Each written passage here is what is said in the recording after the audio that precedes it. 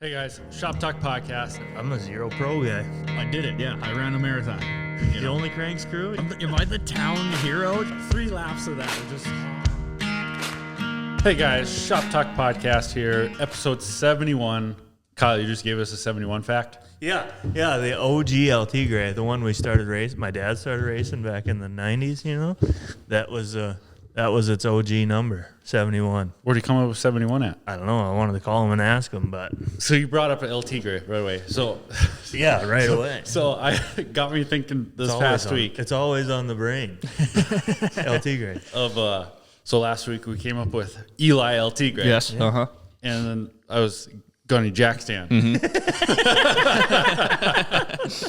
But so I was thinking, it's like, well, mine has my name in it. So I was trying to think of another one for Kyle to put Kyle in it.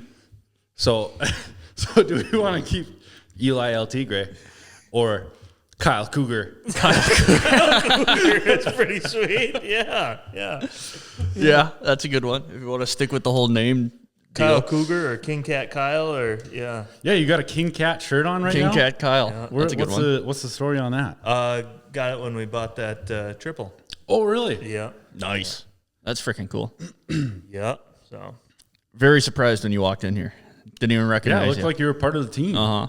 show a little chest hair. There you go. Yeah. Demonetized now. Can't have that on YouTube. It's just a big sensor across my chest. Yeah, the OG LT Gray was 71. Huh. Yep, that was Trent's number for the longest time. I Cool. don't know anybody else that was ever 71. I can't think of anybody for like USCC days or anything. Nothing on the top of my head. 17, David Brown. but yeah, that's all I can think of. Huh. So yeah, episode 71 here. We're trying to get Brady Deerdahl in here. He's playing hardball with us though. He's playing hard to get. Golf is on today. Yeah, that's what he said. The Masters. Masters, Bristol's on. So maybe next week I had no idea so many people watched or cared about professional golf, but to watch it. yeah. Yeah, I tried watching a little bit today. It was Yesterday, the UFC, Supercross, the Masters was on. yeah, UFC was awesome. There's a lot of stuff you could sit on your ass to. stuff going on. Yeah. So with trying to get Brady in here, and then we're gonna try to throw together a show. So we put something out there for listener questions today. Actually, got quite a few, Brody. Yeah, I'm surprised. My goal was like, God, I hope we have more than 5. And there's more than 5, so I'm happy. That's great. Yeah. But before we get into that, so what day is it today? April 13th. So we'll try to have this out by the 14th or 15th or so. So you have like 1 or 2 more days to save yourself 15% off on VS3 suspension. Oh, yeah. That's right. Tax day. Read the ad. Yep. So you give you a new ad to read, or is it the same ad? Don't be a fool. Don't be Still a April Fool's, fool. freaking Vince. No, so I went riding this weekend on Saturday, my first day out on the bike. Yep. VS3 suspension had my bike like it was on pillows out there. Just Really? floating. Yeah, just I floating along. suppose it's a new suspension. Yeah, easily made me like 6 to 9 seconds faster a lap. 6.29 or 6.9. 6 or 0.69. 0.69. Yeah, probably closer to that. 'Cause .69. Yeah. I was slow. So VS3 suspension. You have 1 or 2 more days here to use your code. Did he give us a code? No. Just Just contact him before April 15th. Just Yep. in the DM, say sup fool. Yeah, and he'll know. Yeah. Time to get the dirt bikes race ready. Don't let your suspension maintenance slip, Brody. Send it to my favorite suspension service, VS3, before tax day, and save yourself 15% off a service or revalve. VS3 specializes in off-road motorcycle suspension with over 15 years of race winning results. They know their stuff, so you don't have to, Brody. Get your suspension service now. Don't be a fool. fool. 15 years? That's what he claims, yeah. How old is VS3? He's older. He's 31, 32. So he's been doing this shit since he was 16, 17? Yeah. Crazy. Crazy bastard. I think he said he was in the shop class at high school, just tearing forks and shocks apart for all the little boys and girls. Mountain bike shocks. Yeah. I just picture unscrewing a cap, and it just goes. fluid dumps all over. Just somebody just brings their old Huffy into the shop class, and Vince's like, "I'll take those shocks apart for you." I'll have that thing ride like a pillow. Yeah, call them. I started on Huffies. And then also shout out Woody's Traction Products. Mm-hmm. Use the code SHOPTALK10. Save yourself 10% off. Free shipping. Okay. So yeah, what are we doing? April 13th. Mm-hmm. This coming Friday, there's claimed to be some Arctic Cat news. Claim to be. Claims. Haven't we heard that before, though? Yeah, these are a little more, I have a few sources that these. Few more sources that make it a little more official. Yeah, a little bit. So they're claiming big Arctic Cat news this coming Friday. I don't know what day that is going to be. Are there like rumors of what it is? Yeah, yet? okay. There will be some sort of announcement on the 18th that it's bought. Okay. So this all rumors, hearsay. Okay, Kyle. So don't burn me at the torch here of putting out fake information or something. Burn you at the torch? You mean burn you at the stake? The internet is a crazy place. It is. You ever been? Once. I got scared, so I left. So I've had two sources on this. Okay, let's hear it. So that this Friday they're going to be announced that they've been bought. Okay. So the rumor is that it's Argo, but it's the owner of Argo. It's a Brad Darlin, who worked at Arctic Cat. Okay, but now he's like the CEO of Argo. Mm-hmm. So supposedly he might be buying it with investors, and it'll be separate from Argo. It'll have nothing to do from Argo. He'll just be the owner with investors, and it'll be Arctic Cat on its own. I'll be damned. Just Arctic Cat. Just Arctic Cat. Yeah. And he'll own Arctic Cat and Argo, but they won't be combined. Hell yeah, that's what we like to hear. Mm-hmm. So with investors, so other rumors of maybe Roger Skyme being an investor. There was a group of guys out in North Dakota, with True North equipment. Supposedly they were interested in investing kind of things like that or so earlier when all this stuff started breaking out. So supposedly that's the scenario. Okay. Should we go get jobs? What do you mean? Work at Arctic Cat. Yeah, we'll wait till Friday, see if anything actually happens or not. But if that is the rumor, that sounds like a good way to do it. That it's not combined or added on to anything else. It's going to be its own separate thing. It's just going to be back to Arctic Cat. In theory, that sounds like a good plan. With people who actually care. Yeah, That's the big thing. Yep. So yeah, I wonder what that will entail and be like. And I imagine it'd be like 1984. You'd think so, yeah. Mm-hmm. With like a core group of, it was six at that time. Yeah. Who knows, 6 to 10 of how many people. You'd think maybe even like the thief. Sorry, I got notifications going on my phone here. You'd think it would be like, even like the Thief River Bank would be like, here, we'll help you guys out. Oh, yeah. Like, maybe, because honestly, if all those jobs go away, they're going to lose out on like housing money loans and stuff like that. So here's the best interest rate. Yeah. Could happen. So that was some interesting little tidbits of. Yeah, totally. We'll wait to hear. Mm-hmm. Yeah. Interesting, yeah. So we're the first ones to say it. Because as soon as it comes out, yeah. God dang. We'll be rolling this clip. Yeah. True. Yeah. Anyway, in the silence, you said you rode your bike. I rode my motorcycle finally on what was that, Friday or Saturday? Saturday, yeah. Yeah. You got God, I can't wait for summer. I just want to ride, keep riding, and keep riding. I might take a trip. With that, does it pull the front tire through third gear? No. So yeah, Brody's got some new suspension gadgets for his Yamaha Bolt here, so we were helping him test and tune, and we made a few little jumps out in the road there. Just to, We got to get that thing to try to pull front tire all the way through third gear. Don't even use the clutch, just bah, bah, bah. I was teaching my daughter how to ride four-wheeler yesterday. Yeah. And I just had the trailer hooked up or whatever, and she was sitting in front of me. And, like, she always wants her hands on the handlebars, but she can't reach the throttle yet. Oh. Her hands are too small. So she was grabbing the throttle. And And Honda Rancher, it'll only go like 5 miles an hour in first gear, so it's just around the yard wide open. That Honda Rancher would probably do it for its entire life. Oh, yeah, too. yeah. Yeah, it doesn't care. I'm not scared of that thing over revving. Just and we're going 5 miles an hour. Just as long as she's not scared of it shaking and stuff like that. Yeah. You got to get her used to that. Yeah, So the loud noise of it and everything. Yeah. That's cool. Did you get all your sleds put away now? I'm actually taking them back out of the trailer.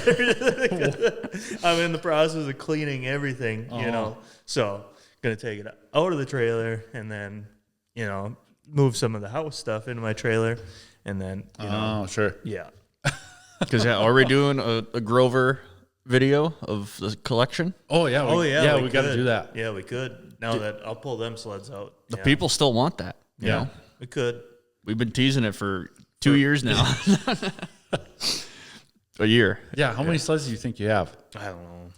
You and your dad and your brother. I don't know. 100? It's probably not that much, but 50.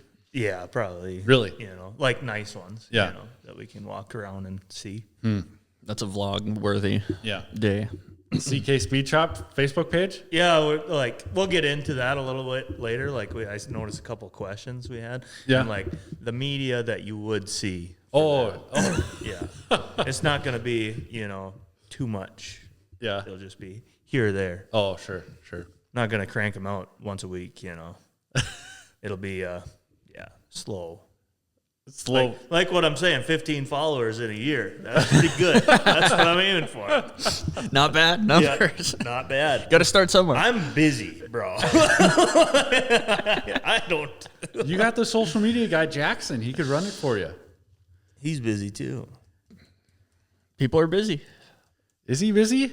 He's Blowing whistle all day. blow a Beep, whistle. beep. Yeah, I was going to say he's watching his Phi Ed kids do push-ups. He could easily post something for you.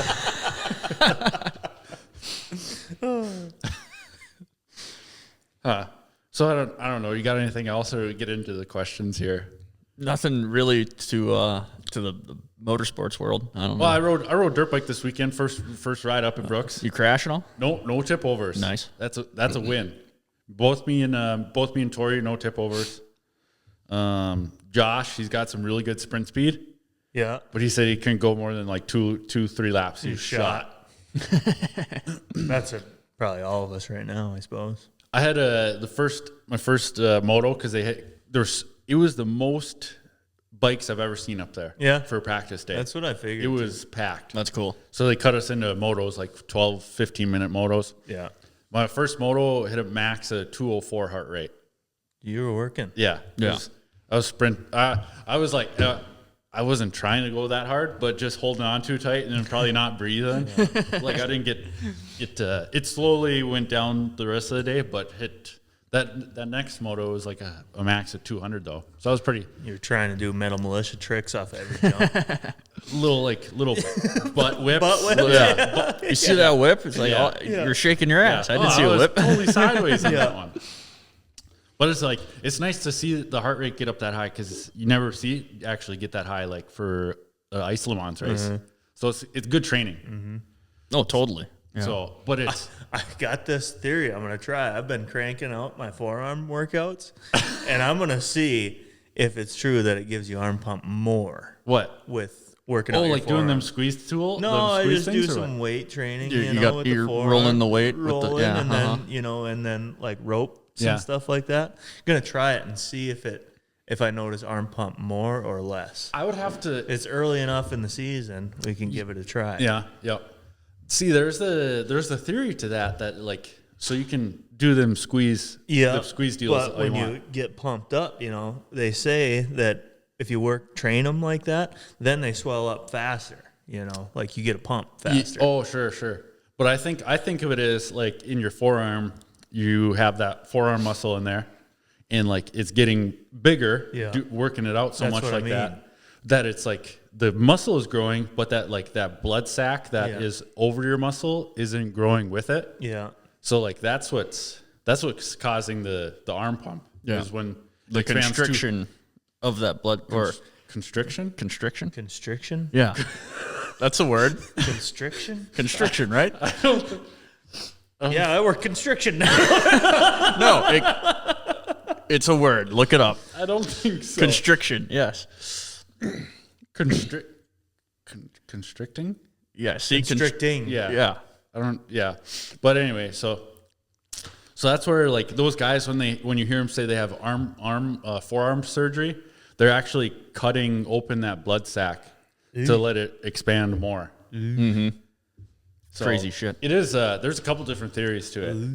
Yeah. Well, see, that brings me back. Our buddy Bodie, he knew a couple guys that ran marathons in college, and when I was doing my marathon, he told me that those guys would train without water, and so they would get extremely cramped up, and they would train like that a couple weeks before their marathon, and so when they were hydrated running the marathon, they wouldn't get cramped up at all because their body was so used to training in like a deficit almost. I don't know. Where like I don't know about that one.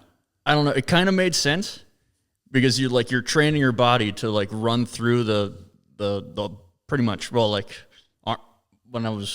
it's like arm pump basically just in your legs and stuff when you're running a marathon. And so I don't know. It kind of made sense to me thinking like that. Like, oh, I should have tried that. Yeah. Yeah. Also stretching the Achilles quite a bit these days. Well, you nervous with all the Achilles injuries going on? Or what? Aaron Rodgers, Kirk Cousins, Eli Tomac. Yeah, thinking about that, and like I think about my Achilles. I never moved the thing.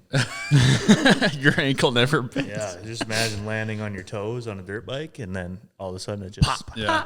Oh. Well, I'd say we don't probably ride on the balls of our feet as much as those guys do. We're more mid-sole. Yeah. I'd say, at least I am. But what happens? Yeah. One When little. you do land on your toes. That's a scary feeling. Yeah. But yeah, motos went good.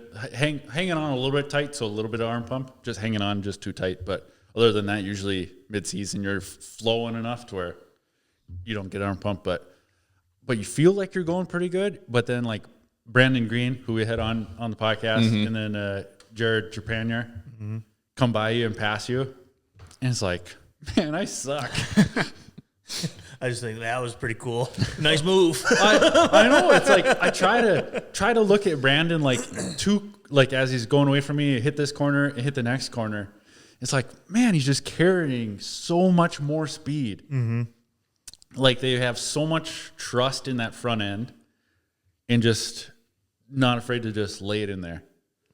Kind of. So yeah, it was like thinking to the dirt bike side of things that there's so many levels to it that we are going so slow at our level to where like Tomac and like Jeffrey Hurlings are. It is unreal. Different worlds. Oh yeah, Totally different world. So I think of that when I'm out there. When those guys pass me. Oh yeah. And even like Evan Christian was out there. Yeah. He's wearing Carhartt coveralls. What the hell? Sweet. Why? I don't know. I don't know why he was, but it looked cool, and he was hauling ass. So, Damn roost. If he's hauling ass, he can wear whatever the hell he wants. He had the Goodrich leathers on. Yeah. On the dirt bike track. Goodrich love. Well, was it kind of cold that day? No, it was rainy when we got up there, but then the sun came out. It was perfect. Yeah. No, That's so funny. It was perfect out there. So yeah, we put it out there that we were taking some questions here. So we'll get into a few of them, and then we'll just bounce the ideas back and forth, I guess, you guys. Yeah, sure. See I don't know what to do with my cup. I'll set it over there. Advertisement. Okay, we'll start it off here with You're all shop talked out again. No. This is he's got Captain America on. yeah, Captain. Oh, we sold a hat today. Shout Hell out Nate Lindham. Bought the black on black. I got a few black of on these black. special edition shirts sold. I Really? haven't told them what they are. either. Oh, really? Yeah. Okay, we should be getting them tomorrow or Tuesday. Ooh, Okay. hell yeah. Cool. So, and then we'll do like a 1 week sale on them. Sure. Is what I was thinking. We got to pose and take a picture and, send that out there and be like, here's the shirts. Yeah. Probably, next weekend we'll do that and then put it for sale. Hell yeah. So we'll start. Sweet. Yeah, that shirt's cool. So we'll start off on Instagram for what I got here. I suppose there's two different. Yeah, I put it on both of them. And then I got a few, every platform is like this and this and this. A lot to sort through So here. should we run down Instagram first? That was the plan. He did start with Instagram, so. So Emily Ilstrup. Just as long as we're all on the same page. Oh, I got a question for Emily too. Yeah? But let's hear it. She said, are you coming down to ride at Mora this summer at all? So Mora is Berm Benders. Yeah. Where me and Jesse and Josh went one time last year. I'd say maybe go down there one time. Like, it was a fun track, but they have actual ruts. Oh yeah. Ruts are scary. Real dirt. Real dirt. So maybe one time with the kid and Josh and Kyle here or something. I'd like to go to, there was another one that I wanted to go to. Oh, I want to go to Echo Valley. That one down past by Floodwood. Yeah. I want to go try that one time too. The middle of nowhere. Yeah. So maybe Emily, and then Emily had a second one. Do any of you want to buy an XLT? Because we have 4 of them and we don't need 4. Oh, wow. Looking for that 94 XLT special, Fox shocks, extra 10 suspension. That'd probably be one. Like a whole sled? Yeah. Yeah. That's a good one. Well, there you go. So if you have a 94 Yeah. XLT special. I might be interested, but For a Pine Lake build or what? Or just for a fun sled? Just for fun. I mean, everybody's got sweet XLTs except me. And they all do like 120. I know. I want to see how fast these dang things are. Micah Chafis, fan of the pod, fan of the YouTube. Shout out, Micah. When are you going to start riding dirt bikes? I rode this weekend, Micah. He just got a KTM 85. 85, yeah.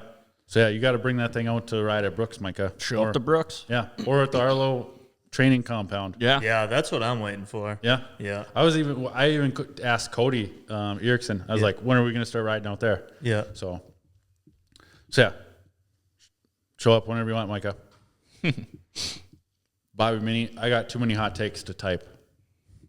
You could have at least gave us We one, should Bobby. call him and say, well, give me one. Just one. I don't have Bobby's number. Yeah.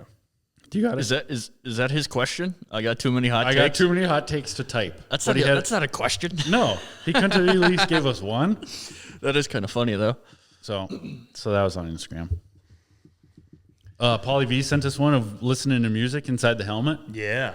I don't know if I'd be about that. I wouldn't either. I run earplugs no matter what, but you wouldn't be able to hear your bike or sled then. Bike or sled. Yeah.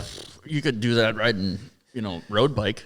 Motorcycle? Yeah, motorcycle. Yeah. Wouldn't you want to hear traffic though? You really don't hear traffic. You hear your motor. You hear your exhaust. Like that's what I want to hear. So that's why I really don't listen to music. Anytime I But try any of that crap, earplugs or, listen to music, can't do it. it is weird. Yeah, I didn't like it when I tried it. I haven't tried it on this bike, but I don't want to because I like how it sounds. So. You lose the subconsciousness of listening to the machine. Yeah. But when you're riding it, like you know what it's doing. I'm in third gear. Like know when to shift. You know how to do everything anyway. So you really don't have to listen to it, and you feel it mostly. But I don't know. Do you know what gear you're in at all times? Yeah, pretty much. I remember I asked I can't remember, it was a fast guy up at Brooks. I asked him, what gear are you hitting that jump in? I don't know. I have to restart every once in a while. I forget. Just in the middle of the straightaway, just shift all the way down to first. Okay, I know. No, it's in the corner for sure. Now I know where we're It's at. in the air. I'm ding, ding, ding. Now I know where I'm at again. Yeah. Restart. In the air, it's all the way down and then back up to where you want. No, in the air, and then I usually land in first gear. So That motor braking. engine brake. Engine braking, whatever. Yeah. Oh, that's great. And then Brooks is really bad with the sand there, coming in the corner in first gear. Yeah, wide open. The track was actually really good. Like before the step up along the woods there, Yeah. that 50-foot section was deep mud though. Oh, deep yeah. mud with ruts every which way. So like it was even tough to jump to clear it. Yeah, just 'cause- that's where my bike would struggle Yeah. big time. And then like Tori said, he was struggling with it in between the step up and the finish line. But there, I wasn't having an issue where I was like just powering through it enough. But Mine coming up to that step up, even when it's dry, Yeah. you know, third gear tapped, and like you click fourth and fourth bogs, like oh yeah, yeah. Well, okay. Brady Scallett. Could we ever see you guys at the MESC? So the race they had in Yeah. Wabick, race like this last weekend. They run hill drags, hill climbs, and hill cross. Classes for everyone. It's way less intimidating in person than it sounds. Yeah. I would be interested in trying one. A hill cross. Really? Yeah. So I'd like to go. I wanted to go to the Tri 5, Yeah. Levi LaValle's race, but I wish it was to me, my personal opinion. I wish it was more of a race Yeah. than a costume contest. Yeah. Just my opinion. So like it'd be. I think maybe we'll try to go there. Brody, did you turn me up? No. Oh. I turned me down because I was messing with my mic. What do you mean it's a costume contest? It is. It's not a race. It's like it's just for fun. Oh, okay. And then- Like you go spin as many laps as you can. Okay.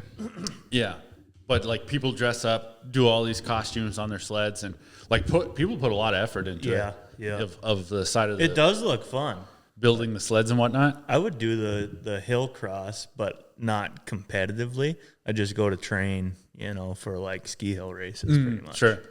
So yeah, the hill cross would probably be the one that we would do, but over the other two.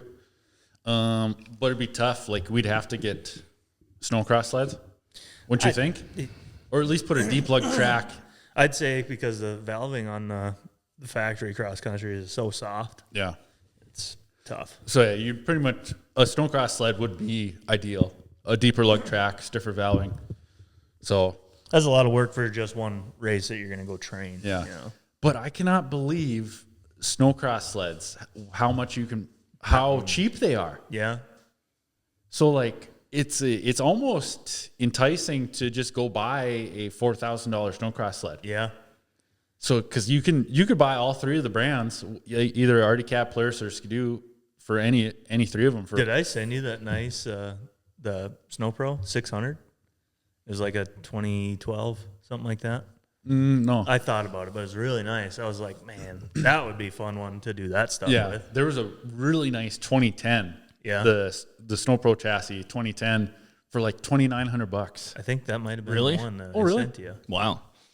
Yeah, so one of those is it gets the brain turning Yeah, whenever yeah. you've seen it. It's like, oh man, do I need that one right now? Yeah.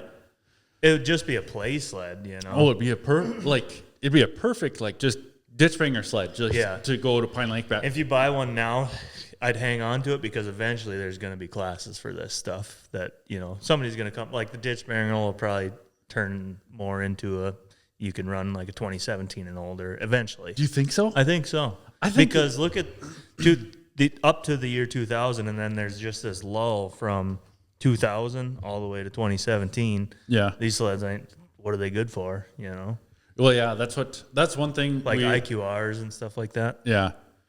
We'll try to call Andrew Carlson here in the coming weeks of sorts or something to talk ditch bringer stuff with him. But like I said, like you could do pre-Firecat, pre-Rev, pre-IQR. Mm-hmm. Like that's a pretty good. Yeah. If they go pre-IQ all the way up to pre-IQR, I'd probably be getting a different sled. Yeah. Which one? Secrets. Secrets. Yeah, Okay. Secret. Pro X 600. There you go. Pro X2. Pro X2. Yeah. 600. No longer a secret. 600, 700, 800. 600. Yeah, that's Yeah. a good one. That'd be- 700 is a good one too. Like it's the 04. Yeah. Because it's funny. So me and Dad have always said that about the 04s just because they're kind of rare. Yeah, they are. In a sense. Yeah. It's hard to find a nice Pro XR. Yeah, and so we've had that idea for many, many years now, because then it's got the cool shorty seat on it and everything, and then now that Jesse James Bonaduce, he did that at Pro X2. With the Southside Polaris, they put a brand new Polaris engine in it. Yeah, and it took a lot of work to do that. 850 engine, right? No, it was a 600 Snowcross engine. Oh, that's what it was. Yeah, but it was a lot of work to do that. So they did that build. I was like, dang it! That's what got the gears turning. I was like, to do a like a 850 swap into something, but holy crap, there's so much going on. You can figure it out. You pretty much just take the seat and the fuel tank and everything, the chassis out from a 850, and then try to set it into something old. Yeah. That's pretty much what you have to do. All the electronics and stuff on them things, it'd be tough. Yeah. It'd be like Hellcat swapping a fucking Hellcat engine into a Dodge Dart or something. Dodge Dart. Yeah. And like, you're spending that much money on the engine and stuff like that, why not just go buy an 850 sled and ride that? Yeah. Yeah, because it's still going to, no matter how good you get that old chassis, it's still going to kind of ride like an older chassis compared to a newer one. Yeah. And like, I don't really see a point in doing that 600 swap, because like the 600s they came with had good power too. Yeah, you'd think it would just maybe be snappier. Yeah. Snappier, a little more horsepower. Yeah. But they even had the hot start button on there and everything too, so it was pretty cool. So it was like, I want to get one of them sleds, but if we do it, our build will not be as extravagant as that. It'll be more stock. Very more simple. Randy Willer, perhaps a hot take. There should not be a limit to how old a sled can be in a pro race. That's true. If a pro racer wants to run a clapped out 15-year-old machine, let them. Yeah. We agree. Yeah, we totally agree with that one, Randy. If that was the rule, I'd be out there on a 2015 Arctic Cat 7000. I had another brand new one. I had to sell it. 2000 Gen 2. You think so? I don't know. They're pretty slow compared to the new sleds. Oh yeah. What else would you run? My dad's there'd have to be the track rule too, because then my dad's 04 Firecat when he had the race flash in there. Yeah. And all he had in there at that time was just like a 3/4 inch speed track. Yeah. And he said he had 114 on the speedo on that one. Yeah. But with speed track. That's the same thing with Gen 2. As soon as you throw 1.25 inch in there, it slows them right down. Yeah. Yeah. So yeah, we totally agree with that one. Right, Brody? Mm-hmm. What would you race? I like the Firecat, so yeah. The F7 is badass. I'll run that in everything. Yeah. Well, I like the ZRT chassis better than the Firecat one. Yeah. I don't know. ZRT would be sweet to run too. You'll see the ZRT out there this year In Pro Open? in Pro Open. Yeah. Oh, That'll be cool. Yeah. That'll be cool to see. Yeah. Hopefully, the old girl can Survive. survive. Survive is the big thing. 10 laps. 10 freaking laps of screaming. Yeah. Yeah. 10,000 RPM. Mm-hmm. But they did it at the Sioux. 10,000? Yeah. No, not on ours.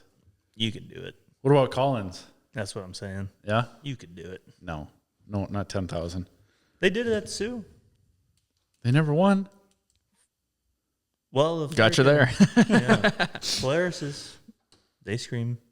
Were they running 10? No, like 98, I think. Oh, really? That's what we need to get an XLT and just rev it to see when it pops.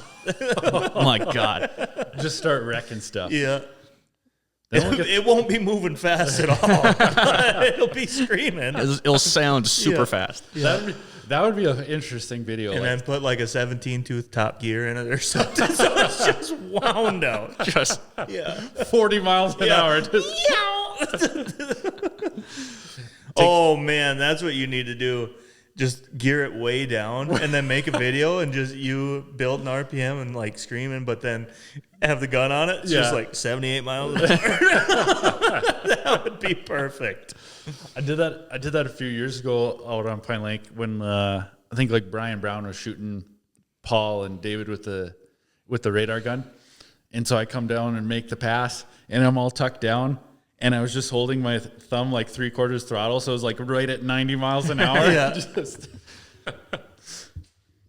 Giving it all she's got at 90. so that was pretty funny. Cody Flowers, to add to your snowmobile season and content just a smidge, try grass drags this fall. Mm-hmm. Kyle on the wrenches, gunning on the jack stand, and Brody piloting. Ooh, yeah. You're the lightest one. I am Yeah. the lightest one, and I can go straight. It would make great video content, bring more eyes to grass drags, and make for some funny podcasts. That's after. where do they do grass drags besides Princeton? You know, like I always keep an eye out for them and stuff. But like they used to do that one in Willow River. We used to go that one all the time. Like if there was any club ones going on, kind of like that. Or? Yeah, that would be good. Because we got plenty of sleds that are set up already ready to go for grass dragging. I do like going fast. Your sled would be so warmed up on the jack stand. Yeah. Would be smart to rig up a lube system. For that short of a run. Yeah, why not? We're gonna make a lot of runs.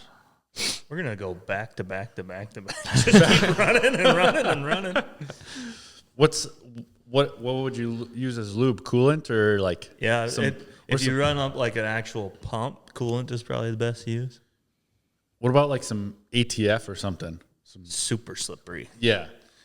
And you're gonna have a tough time cleaning that. Coolant, you can just spray it off. Yeah. ATF. Yeah, I wonder. What if we greased the heck out of the slides too? Yeah. Like some good old red and tacky. Oof. That sounds like a mess.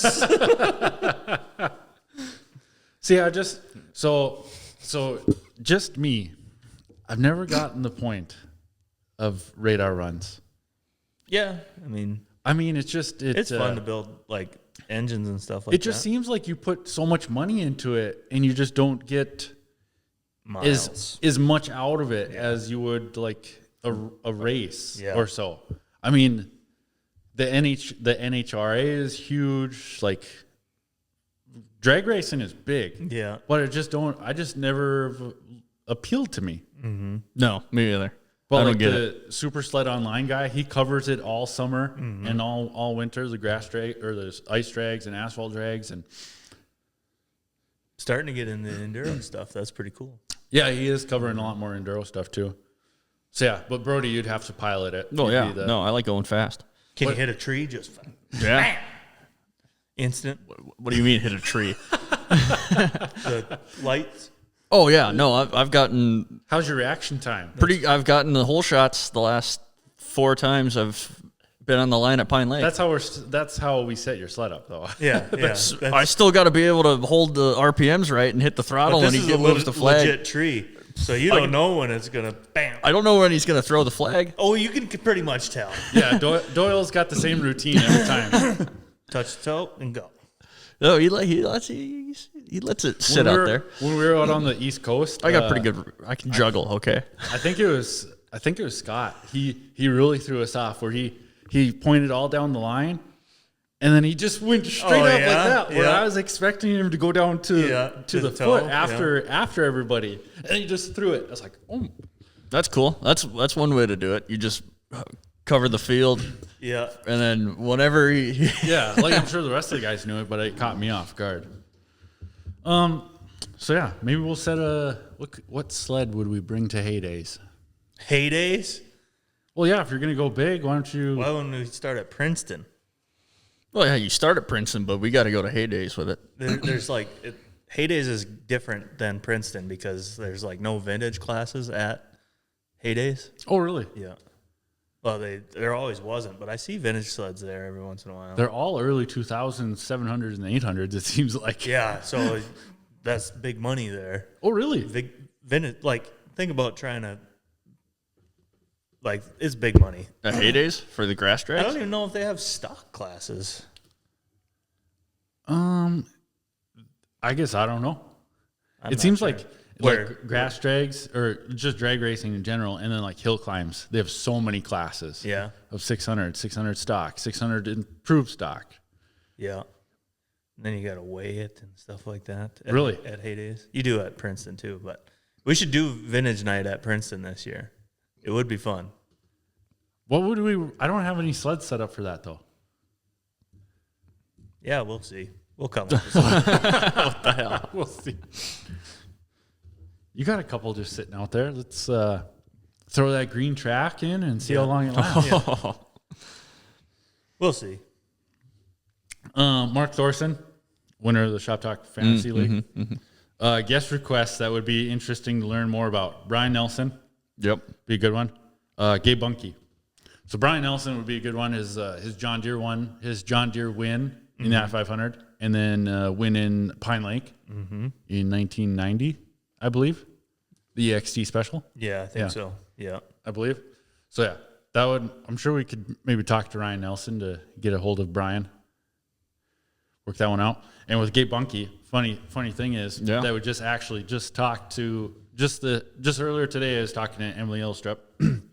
I asked her, I was like, "Hey, do you think We already talked about this we did at the beginning of the episode. I thought that was before that was before we started recording? Was it? I had the same thought. I don't know. We have been talking for 40 minutes already, so maybe it was on the beginning of the show, or maybe it was before. Anyway, Gabe is kind of in the lineup. Yeah, we're lined up to. That was before because I brought up October 1st. Yeah, that was. It was before we started recording. Yeah. I thought we were recording. I almost said something too, but I'm like, I'm pretty sure that was before we started recording. Yeah. Okay, so yeah, it's episode 71 right now. So maybe look for episode 74 with Gabe Bunky. Yeah. Okay. So we're shooting for that. We got that in the works. Maybe. In theory. That's me. This is what me and Brady always say at work. Of like, this is how it should go. In theory. In theory. Oh yeah. It never goes that way. No. Arnie Ratnan Jr. Why is everyone so scared and dependent on ISR? Could a circuit run outside of ISR and make it? That's what I'm curious of. What's your take? I don't know. Hell of a take. I think. Thank you. I have not a clue how it all works. Like, No, me either. So just my thoughts of they have event insurances, okay, but I guess like insurances are getting crazy high. Yeah. Because like even like I don't know, some motorcycle races where they're not even allowing like pit bikes or anything anymore, just because like pit insurances have skyrocketed. So like I think you would have to do something with that just a solo event insurance is getting too high. I'd like to talk to somebody with the Foston Night Riders to see how What much they it did. how much it costs for them to do the Foston I think race. we should do something with that race if they would be willing to help. The race in Foston? Mm-hmm. Like, what do you mean? Like we put it on. Or at least help. Yeah, help put it on. Yeah. You know, because they've done it for how many years now, and it's been running smoothly. Yeah, this year was their first year not doing it. I'd say, looking back at some of my pictures, I think it was like 7-8 years in a row. Yeah, I think. Yeah, Is that that- was always a fun one. So we can get more people to come. You know, Yeah, but I'm just guessing that they probably need help doing that stuff. it's tough to say. It would be fun. Yeah, but yeah, I would say that the event insurances are getting so high. That's why everybody has to stick to ISR, because maybe they're the only ones that will cover it. And then I also know that like with your event, if Pine Lake was not ISR affiliated, then the factories would not pay contingency Yeah. because it's not an ISR sanctioned event. So same with like how Nadawash was back in the old school days. That's fine with our little pond race because all the entry fees would go be the pot, you know? Yeah. And if you could get sponsors alongside of that also to sponsor separate classes, so like make Pro Open be 600cc limit probably, but then have that be a 10-lap final. I like personally, I like the old. Get it all done in one day. Oh, for sure. You know? Yeah, one day races. Yeah. For sure. I still like the idea of the old Nadawash races where it's Pro 600, 600 open, Yeah. where it's like there's he's cheating. It's like, no, it's an open class. Yeah. And then Snowmobile open. Yeah. Where which it's is just run what you open. brung. Yeah. That would be cool. That eliminates all cheating. Yeah. Unless you have somebody trying to run a Fire Cat in the 600 class. Mm-hmm. And that would appeal to a lot of people. For sure. If you ran we could even do a 15-lap final. 40-lap final. On Foston? Yep. That would take a long time. I could look at my GoPro footage to see. It's a 2-mile course. See Yeah. how long the lap time was. Pretty sure it was close to like a minute and a half. I'd have to look at the video. And if you're going to run a whole bunch of other classes, that's where like we could come up with a class schedule, We'd have a vintage class, a classic class, and then it would be like 600 stock and then open. And then run 2 heats of each and then a final. Yeah, I guess I wouldn't Because know. at that track, you could only line up We could 6 sleds side by side we could plow it a little wider. and then funnel it. Super tight. It was pretty tight. Yeah. Well, the last year we were doing it, it was a really fun track, but then it was snowing and blowing so hard that it was starting to drift in. Yeah. That's where Dad beat me, and I was on the 440. And he was on the 600. Yeah. And then I was on the XC 600. Yep. Yeah. Good times. I got third. Mm-hmm. Behind the Ardlows. Yeah. Yep. They'll do that to you. Oh, I was reeling them in. I wadded it up in a corner and then, reeling them in. Mm-hmm. So, yeah. But yeah, the 600, your 600 was like the same exact thing as my sled. So every straigaiway, it'd just be stuck in that. Yeah. Yeah, if it wouldn't have been blowing in and the track would have been nice and wide, I think I would have been able to get around Dad. Yep, for sure. What could have been? Yep, could have been. But that was only like 3 laps or something, wasn't it? Yeah, I think it was three or 4. Mm-hmm. That would be fun if we could do that race and then make it, do a 15-lap final. Yeah, That would probably be the ticket yeah. for the, the snow, or what would we call it? Shop Talk Open. Shop Talk Open. Shop Talk Open. It's like the Masters. It's going on right now. Yeah. Golf. Yeah. Sure, Shop Talk Open. maybe. But yeah, I like the idea of 600 open and then open. Yeah. So but don't break it into like semi-pro and pro or No, anything. no. That just take too much time. Because if we ran a vintage class, a classic class, a 600 class, and then a open class, Would you want a semi-pro or a sport class at all? Like just, they never really had that at Nadawash. no. They had at Nadawash, they had 500, 600, 700, and then Masters, and then Pro and Snowmobile. For the first one, to see how it would go, I'd say we run 5-6 classes, something like that. Yeah, you don't want And too then many. do 1 heat of each, 2 laps, and then that's your qualifier. But depending on how many entries, you'd have to bust it up, just like how Foston was doing it. Yeah. If there was 8 guys in a class, they'd send 4 and 4, and then top 2 would get first row pick, Sure. and then do it that way. Mm-hmm. No transponders. No transponders. Yep. It's all live. Yep. Do it live. Live action. We're doing Live it action. Chad Dewdahl did the triple turn the fastest lap of Pine Lake last year out of all the classes. Can't recall. Did it? On Sunday, yes, it did. On Sunday. Yeah. Yes. Saturday, Alex beat you. Saturday is kind of skewed. I wasn't using the brakes. Yeah. The brakes Also were true. Yeah. mushy. So it was, and then to think of it as I only had one good lap on Sunday because the first lap doesn't count. Yeah. Because The transponder. the transponder line. So that's why Brody's lap times are skewed too. Yeah. Because we were comparing lap times, me and Dad were, to like, oh, what did Brody run on the Firecat? And it's the same lap time as what Dad ran on the Catalyst. Oh. Brody's fastest lap to Dad's. Yeah. But it's like Brody's first lap, My hot lap. his hot lap before he gets arm pump doesn't count. Yeah. Right. There's no lap time on No. it. Yeah. So it was only my second lap there in on Sunday that really counted. Because then on the third lap, I'd seen that Colin wasn't behind Langus anymore, and I was starting to pull away. So then I started to check up a little bit just to make sure it survived. Yeah.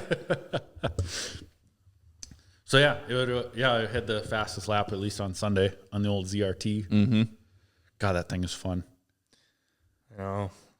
Thinking about setting up the classic sled again. The XC700. Yeah. Yeah. Seeing Ryan's out there, I was like, God, would be pretty sweet. It's fun. I'd like to. I like that more than I like building new stuff. Oh yeah. The old stuff it's just so fun. Mm-hmm. I'd like to at least like maybe get another one or two classic sled set up. Trying to sprinkle out some different stuff out there. Yeah. In theory. In theory. Yeah. Fuck. So yeah, Chad. Yep. Ran the fast lap. Not bad. What do you want to fuck? Dylan. Good for you. Yeah. Thank you. You want to give Eric a call? Eric? We can talk to him about setting up classic sleds. Yeah. I'll give you. I thought we were giving Colin a call. Yeah, it's the same. Yeah. Oh, okay. Same, but different. Same. Different phone number. Okay, so what is this now, Kyle? Explain what we're doing here. This is Tech Tips with Harris Performance. Who is Harris? Eric Harris. Oh, he's not even a 218 number. Big New York guy. New York guy. So what do we ask right away? Preferably which sled, a preferable classics machine to get started. Okay, Brody, turn. So who is Eric Harris? You'll find out. Okay.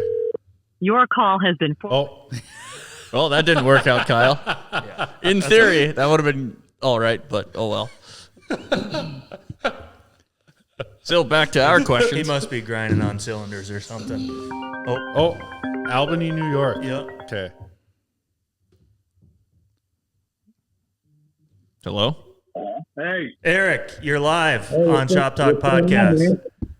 Sweet. What Good to hear from you.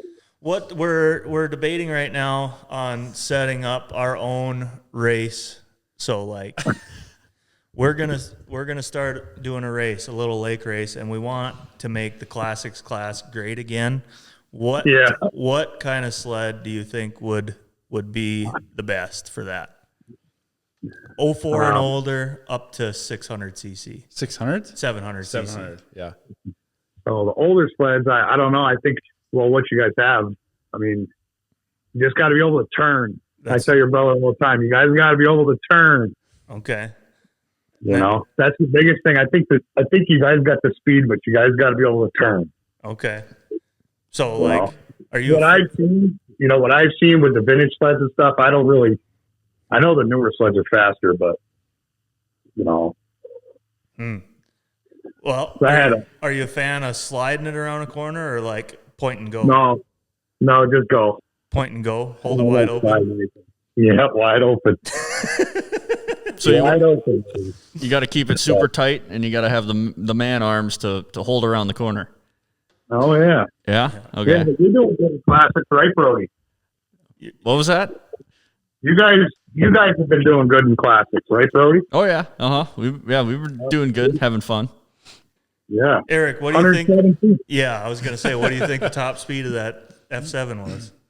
Well, I think he said he had one on radar on a video like 117. That's pretty damn fast now. Oh, yeah. You're talking about that. Did your head vibrate at all?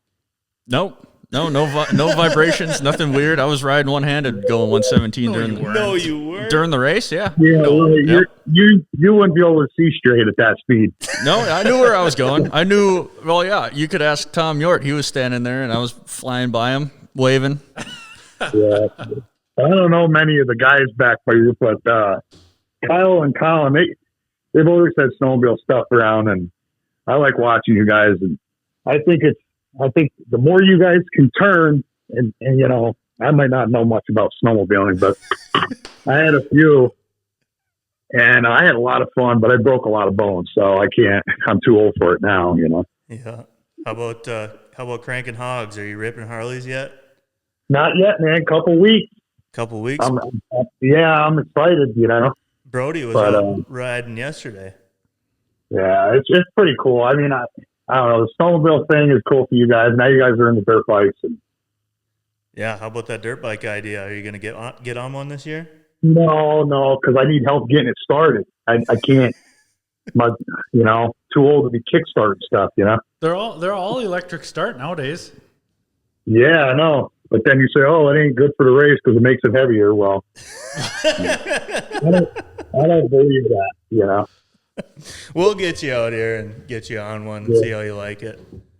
But yeah, we'll see. I don't know, man. Maybe one day. Okay, you got any hot takes for us? Any tech tips or anything like that?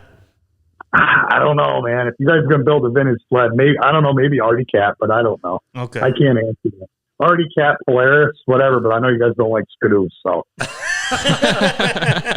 No, there is a Skidoo. There are some old Skidoos that will go. Yeah, if I were to get any Skidoo, it'd have to be an 04 Rev 440. I think that'd be the coolest one. Oh, sweet. Yeah, I mean, I don't know. Snowmobiles are cool, but I do watch every podcast, just so you know. Okay, you listen to it on the work truck? What's that? You listen to it in the work truck? Not really. Every so often, but yeah, just trying to stay busy and hang in there, and I stay healthy enough to keep working. That's right. Well, awesome, man. We appreciate you listening. That's cool as hell. Yeah. I think there's quite a few people back this way that still, that listen to you guys. Hell yeah, that's awesome. That's good. Well, Eric, keep an eye on that baseball team for me. Yeah, I don't know, man. You're getting pretty close. You're about 20 points different right now. Okay. I haven't looked at it today, but I figured you'd have a hot take for us, but I don't really know. I don't really know what to say about a hot take right now. all righty. Sounds good. We'll talk to you later. Thanks for calling. All right, man. Good, thanks. All right, see you later. See ya. Talk to you later. Bye. You play fantasy football against him. Oh, yeah. Oh, okay. So that was 5 minutes with That was 5 minutes with E-Money. yeah, Yeah. with E-Money. Colin said he'd have some good hot takes, but Couldn't think of one. Couldn't think of any right now. so Well, we're building old Artie Cats and Polaris. Yep. Is what we're doing. then we got to be able to turn. Yep. And hold it wide open. Yeah, a tight setup. Tight setup. Tight. TYT. Yeah. I It don't know is- if my shoulders got it in me anymore to do that crap. Tight setup. Mm-hmm. It is fast if you can hold on to it, but Yeah. mm-hmm. It depends on the track, too. Well, yeah, true. You can't do it in every freaking corner. No. A Foston race, you want a loose setup. A little loose. Okay, ready? You I've got to been- race Foston. I haven't track. raced in Foston. Yeah.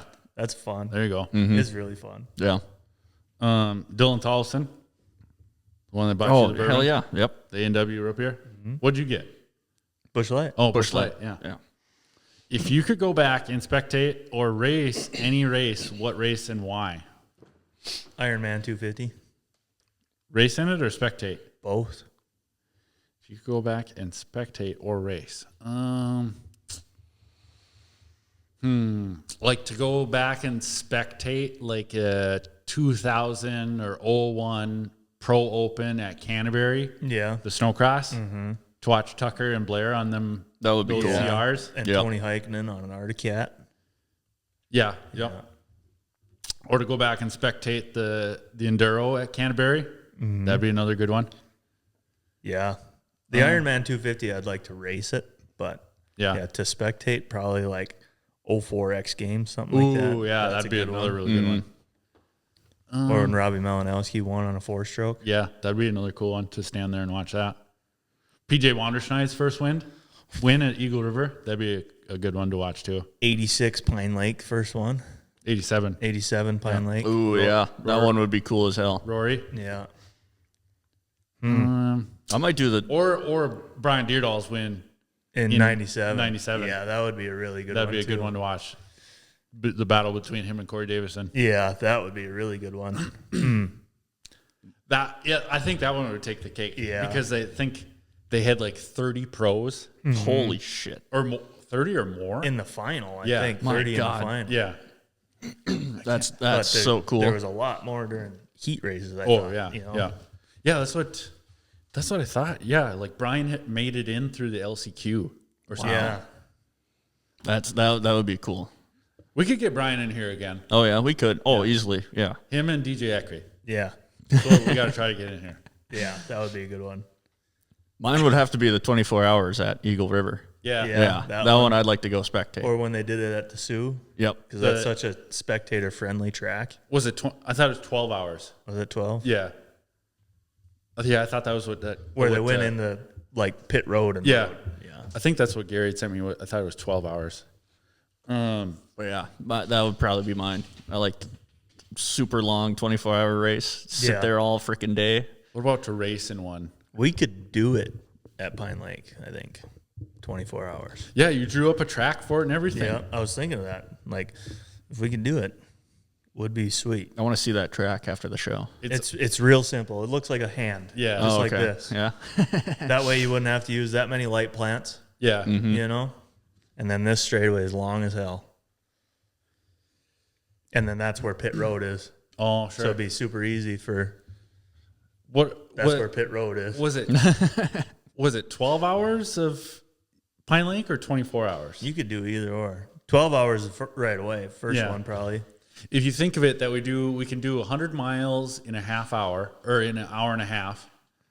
So if we did like 250 miles, that'd be 4.5-ish hours. If you did 12 hours, it'd be like a plow break every hour and a half. 12, could you imagine how many miles we could get on in 12 hours? A lot. Yeah, that'd be nuts. How would you set That up would a track for that? Like an actual track?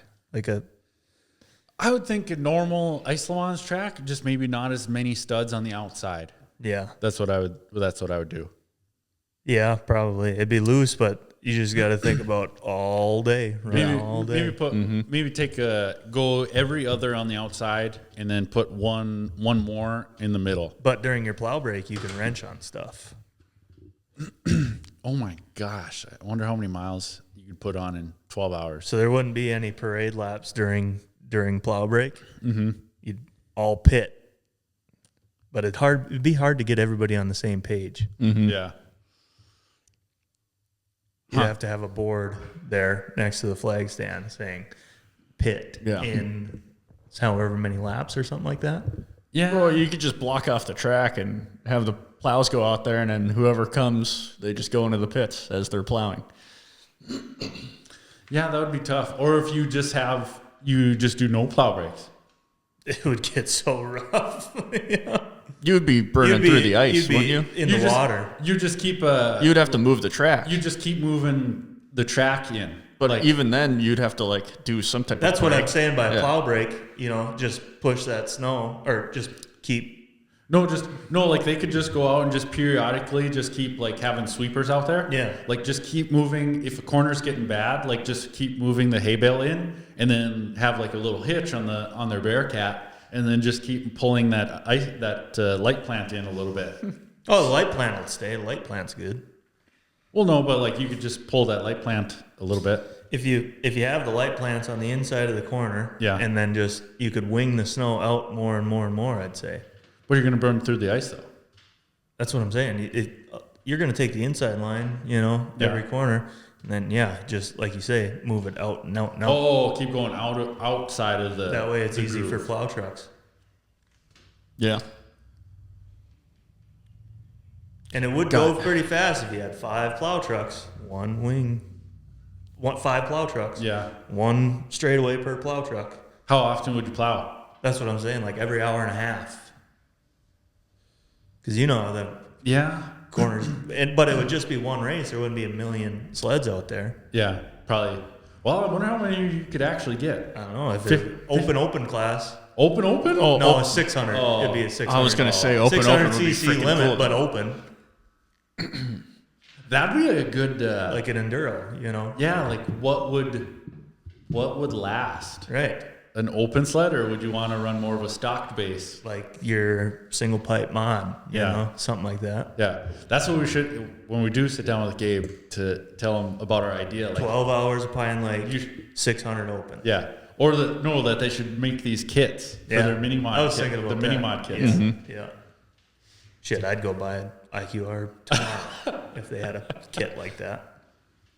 What question was that answering? That was just a that was Dylan Tolson. Oh, the yeah. We're dream still, race or whatever. yeah. Okay, ready for another Would one? we race in the? Oh yeah. Oh, of course. Yeah. Okay. Good. I'd like to race in that Oh shit. yeah. Yeah. What sled would you build? Would you do teams? No. Yeah, you do teams. I feel like you almost have to do teams if you're doing 24 hours. do teams. One guy's gonna ride No, the sled. we didn't say. Well, I thought we were doing 12 hours. Okay, the 12 hours. I'd do teams. 12 hours, like 8 a.m. to 8 p.m. Yeah, that would be perfect. Yeah. And then do teams. I'd solo it. You Yeah, could, you can. You Yeah, have you the can. Yeah, option. but Yeah. you could have. As many riders as you want. Yeah, you could do that. Yeah. Yeah, I'd solo that. It would be. You could. Yeah. God damn, that'd be cool. It'd That'd be essentially wild. be like the Sioux, but a little bit longer and a Le Mans track. Yeah.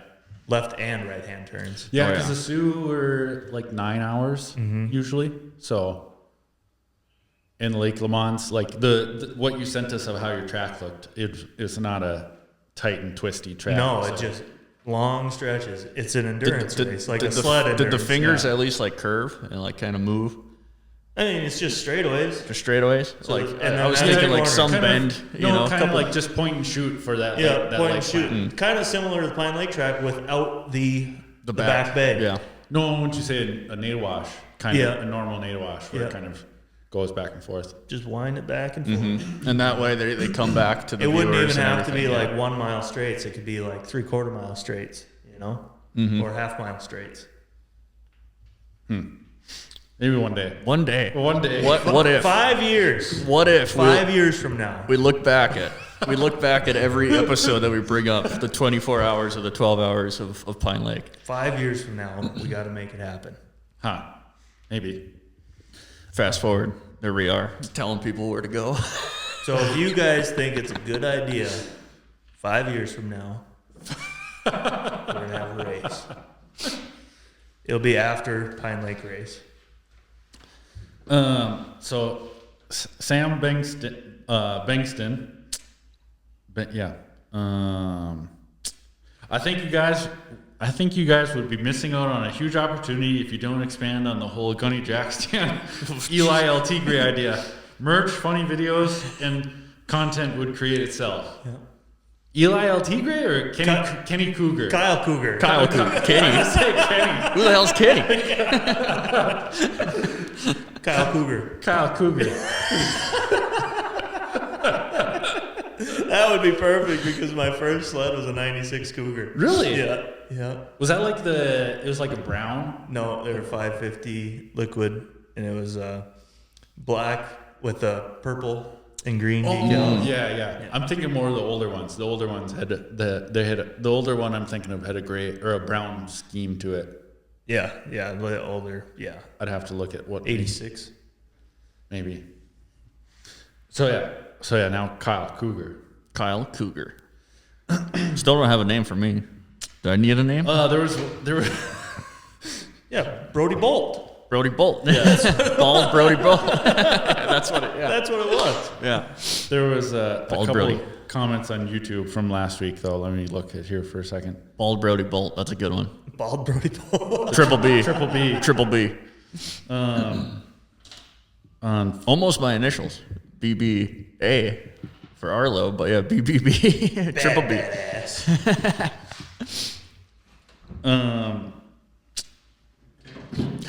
So it's another thing with the bench racing that you Oh, guys. Jesus Christ, you're back on.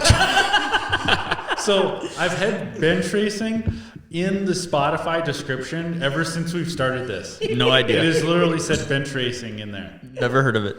So then I'm glad I'm not alone here, Kyle. I'm so glad that you were with me. He had to have known. He was just playing with your stupidity. Who knows? On YouTube from last week's episode was Is that vodka? What the Desktop Dyno. Desktop Dyno. Vinny Van VMAX. Vinny Van VMAX. Yeah. That's a good one. What do you? I think Vince's alter ego should be Vince Van Maximus. That's a good one. Vince Van Max. Vin Maximus. Vince Van Max is a good one. VMAX, yeah. All right, back to Sam's question here now. On the question idea side, would you guys be against doing a small YouTube series on clutching 101, or maybe show step-by-step teardown of a top end? One thing I've noticed on YouTube is there's a lack of quality videos on good basic knowledge for old two-strokes that I feel could be lost for the next generation that maybe wants to get into it but doesn't have the mechanical dads in their life to show them the basics. That's where CK Speed Shop, that would be more of the material. Oh, yeah? So CK Speed Shop, is that going to be you and Colin? Probably. Yeah? Yeah. Because it's Colin and Kyle. Yeah. Speed Shop. CK. Yeah. Yeah. Mm-hmm. And it'll be We got a north and south location. what? His shop and my shop. Oh. If you look us up on Google, there's two locations. Yeah. Just pick one.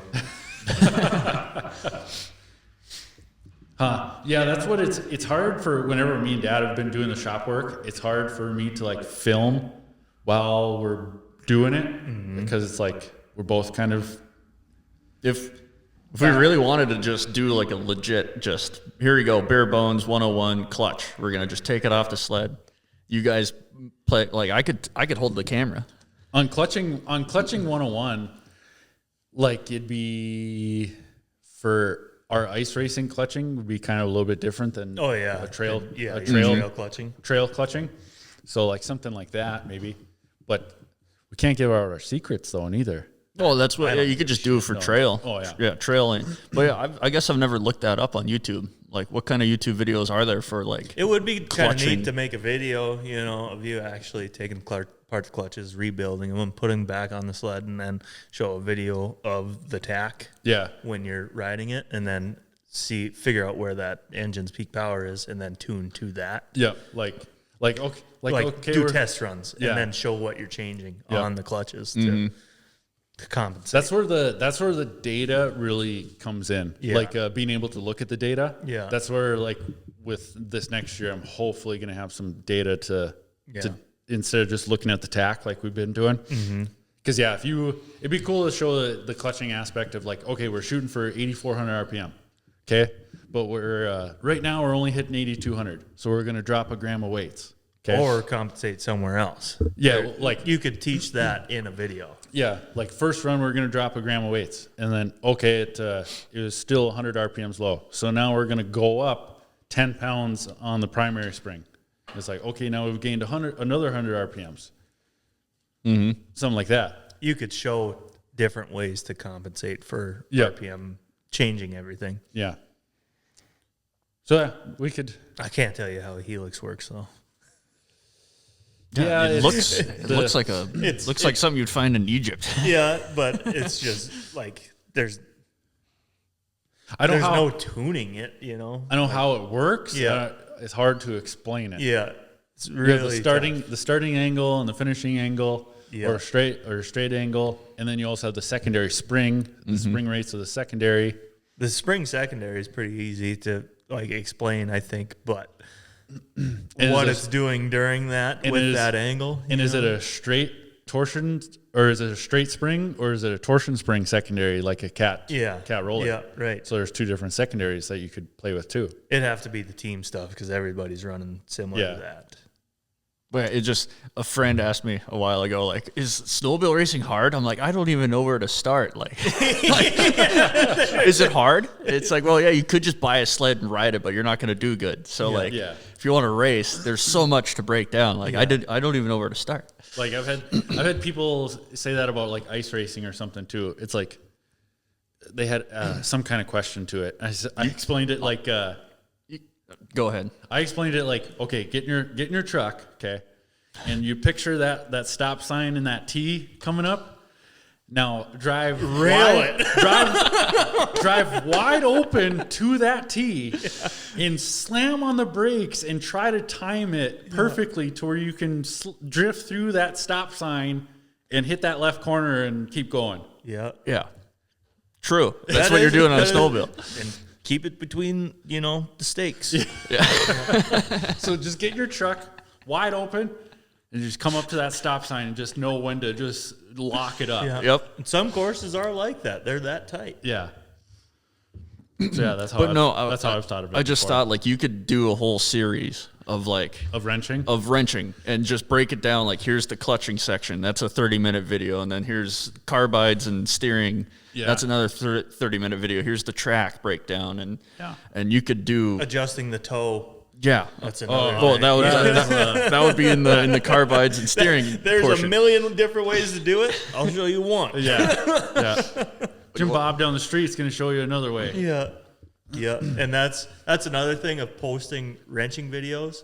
There's going to be so much flack because somebody else does it different. Oh yeah, that's why I kind of posted that summer tutorial thing, just because everybody's gonna have an opinion on it. Yeah. It'll get the comments for sure. But the comments are the one thing. But are those people also making their own videos? No, none of those people are trying to make their own video showing how they do it. Like, yeah, they comment, but you're the only one that has a video on showing what you do and how you do it. The internet's a crazy place. We Yeah. can say that. Mm-hmm. But no, you could. There's experts everywhere. You could Just totally look at make the comments on your videos. You could totally make a playlist of like just tips. Yeah. That's what we should do. Emily will buy an XLT. We take the clutches off of it, but we secretly gear it way down. And then we do the tutorial on the XLT and say, it's got perfect RPM. It's just slow as shit. Oh, there you go. Yeah, that would work. We wouldn't even have to gear it down. They are slow as shit.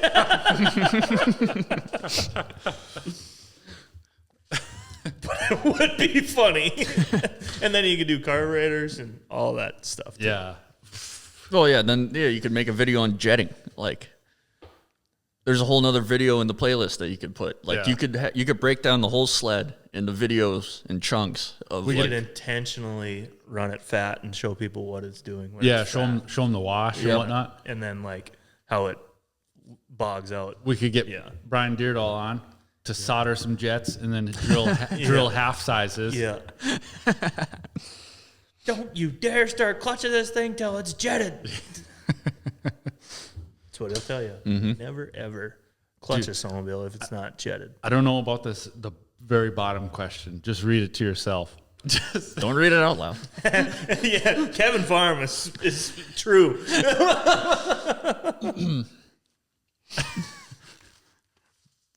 Brody, you can read the first part if you want. No. How about no? Yeah, Brody read the first part. He's got a point. Huh? Nah, I don't. I don't know if we read Kevin Farm's question or not. If you didn't say his name, I would have said read it. But oh well. We've been keeping it clean. Yeah. Yeah. Yeah. If anybody wants Kevin Farm's question, just go look at the Facebook page. There you go. Answer it yourself. Spencer Marbury. My bride. Okay. I want to know what Gunner's plan is for the upcoming season and what he's going to race for a sled, and maybe just go over what the plan is for the upcoming season, who is going to race, what races, the Sioux, etc. So so this question, he posted that 7 hours ago. So I seen it and I've been thinking about this question for a while. I don't know how to explain it. Okay. So I'll try. I'll try. So with not knowing what Cat is going to be doing for next year, as right now, True. and so I have to get a new sled no matter what. Mm-hmm. So like, let's say Cat gets bought, are they going to want to go racing right away? Right. You'd think if Roger is investing, Roger would maybe put a little extra money in to be like, this is dedicated for racing or something. Being Roger loves racing that much. So if they do get bought, they could not want to go racing right away. Or they could get bought and be like, here's $500,000 for the race department for year one. But as far as I know right now, there hasn't been a lot of future development going on. So if you do race in 2026, are you essentially going to be just racing a 2024 Catalyst? Yeah. I just don't know how much development has gone on to improve on just finding that mile an hour that they're missing, you know? So it's really hard to, it's a hard spot to be in, because then if you ride, the Polaris is the sled of the field right now. So there's a few different options of, I honestly don't know what to do. Yeah. Honestly. As of right now. Because then do you hold out and ride a Arctic Cat in hopes that they're going to come out with a new engine, new speed for 2027 or 2028? Or do you go jump on a Polaris that's proven to be fast and then maybe go back to Arctic Cat? Skidoo is out of the picture. I'm not getting on a Skidoo. Kyle gave me the thumbs up.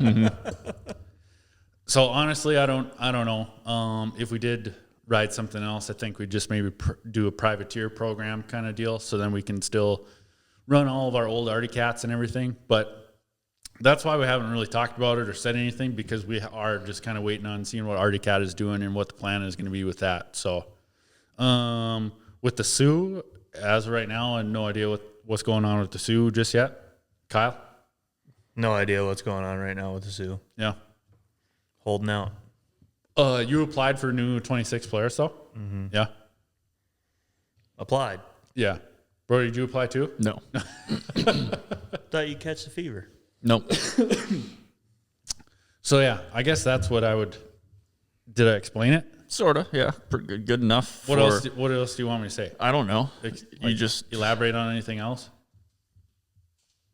No, not really. There's not enough information right now to really put anything down. Yeah. It's odd. It's a weird time. And then Cody replied back to Spencer there. I'm hoping if an opportunity presents himself, he goes to Skidoo. Same with Herf. Don't join the Polaris guys, beat them. And I don't even like Skidoo. I don't know, I'm in the boat of if you can't beat them, join them. What do you do, Kyle? I don't know, man. I don't know. It's a really tough thing. Yeah, because if I were to get a new 4-stroke, How hard we work at this stuff to go and win. Why wouldn't you just take the easy route? Exactly. Why would you put yourself at a disadvantage? Yeah. That's why the 4-stroke, it doesn't have the speed anymore. It's too heavy. The new Arctic Cats, I don't really care for that ADAP clutch that's on the new 4-strokes. I'd rather at least run the team stuff that I've known and ran for a long time now.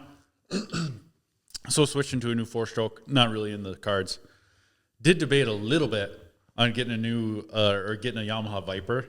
Yeah. Yep. Like a 24 Viper. Just because the Yamaha clutches are pretty good. They be blue. The sled is it blue? I could leave it blue, yeah. That would be pimp. The solo Yamaha out there. And do Hell it like yeah. Robbie Malinowski's. Yeah. No, but it's just not. It's not logical anymore to do that.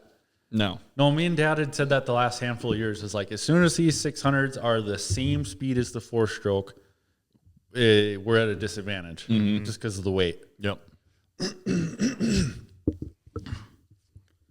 So it's really hard to say. It's a tough boat to be in. It's sinking. It's sinking. It's sinking. The boat that I'm in my brain. My brain's in a pretzel right now.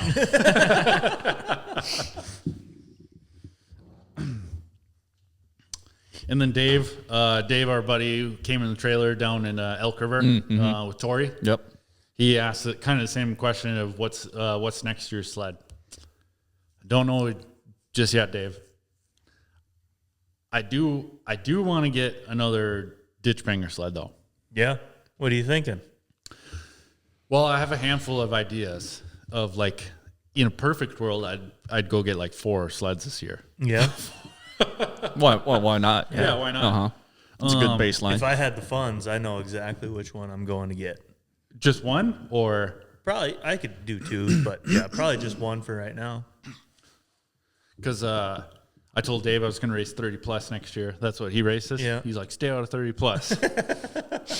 So I don't know if I'd like to buy a triple. What triple would you buy to go race ditch banger? Ditch with? banger and a triple. Yeah, that's a good question. That's a really good question. Because like, none of them are perfect for that kind of stuff. No, they're not the lightweight. Right. Everyone's got their pluses and minuses. Yeah. But being you like the Gen 2, Yeah. there we go. Aggressive chassis. No, see, I'm leaning more towards for the triple SXR 700. I knew you were going to say that. Yeah, that's what I mean. I'm leaning But more like, towards. I'm thinking suspension and stuff like that. Because like the Yamaha skid frames aren't perfect. No, but you can, at least in the ditch banger class, you could skid frame swap to something the same year. But you're already got that you have to do pretty much. What do you mean? Like with Polaris, you're ready to go. It's already done. You Yeah. know, it's got decent suspension, stuff like that. Yeah. But if you went out and bought a Yamaha, you'd have to try and find something with skid frame, stuff like that. Yeah. You know? But the Yamaha engine, though. Yeah.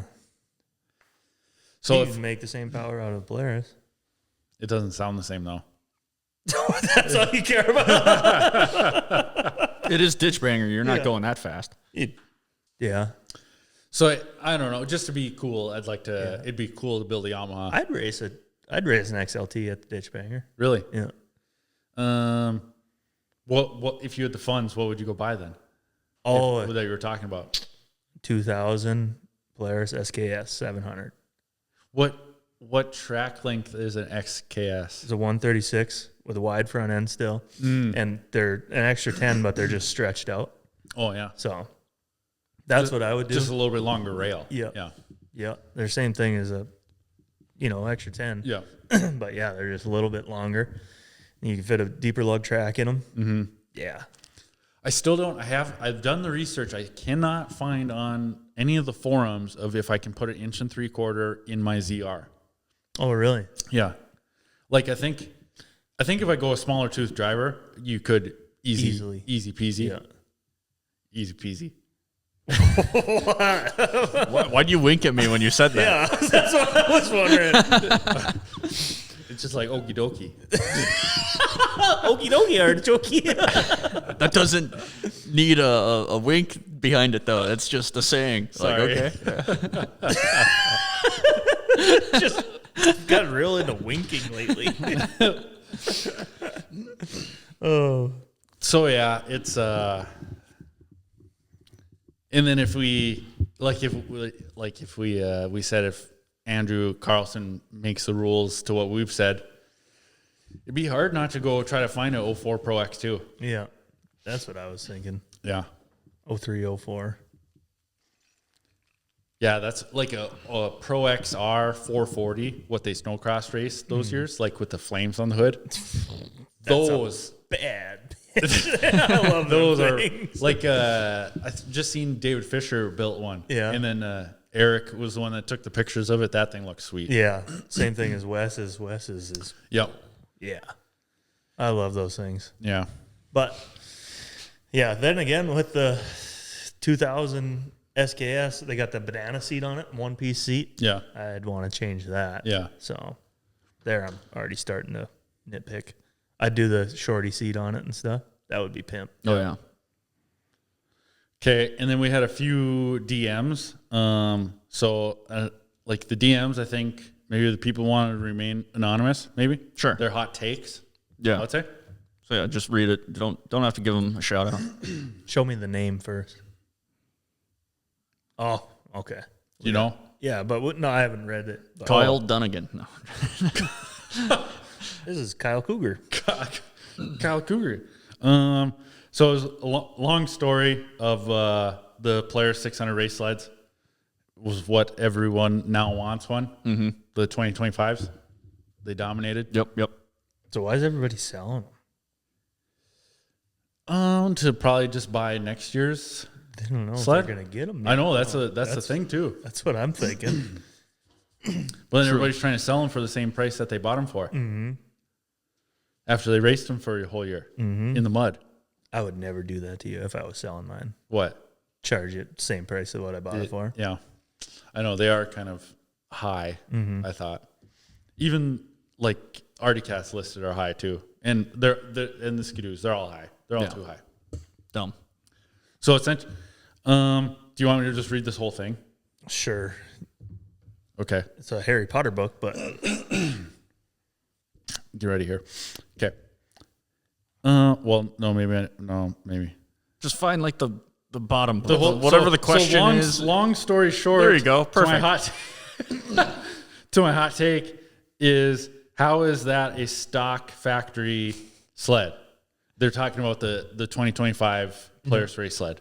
Oh yeah, we've talked about this before, haven't we? they're built to spec. Yeah. Yeah. what it is. They're ported, polished, matched. To spec. Yeah. Just like what Arctic Cat did back in the day. Like with the 97 440s. The 90s. There was a certain, like 96, No, 96 was a race sled. Yeah. And then 97 was to the public. but same thing. They were all matched to spec. So like The 97s were? when Brad Pake, when he got DQ'd Yeah. for having Oh, the Suzuki cylinders. Yeah. ported, but they weren't. They were ground to spec. Yeah. They were cleaned up to spec. That's what Polaris engine is. Yeah. So like, I don't know. I don't know where the rules got skewed, where we fought so hard in 2015 to go ISR and then to race factory production cross country, just trail sleds. Mm-hmm. And then 3 years, where it's just been limited builds from the Polaris guys that they weren't, 2022 was the first year of them.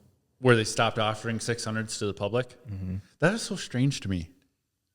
Well, you could buy a 2022 or 2023 Polaris Indy, but that was an Axis chassis. But wouldn't it be a 650? No, they were 600s. Oh, they were pretty still much what I see it as. Like every time they build a sled, like all their used up inventory, they always build a sled that has like to burn up all that old inventory when they come out with something new. Yeah. So 2023 Polaris 600, Indy 600. Yeah. Probably just to burn up what they had. Oh, okay. And then they went to the 650s and a limited build 600. I see. So I don't know.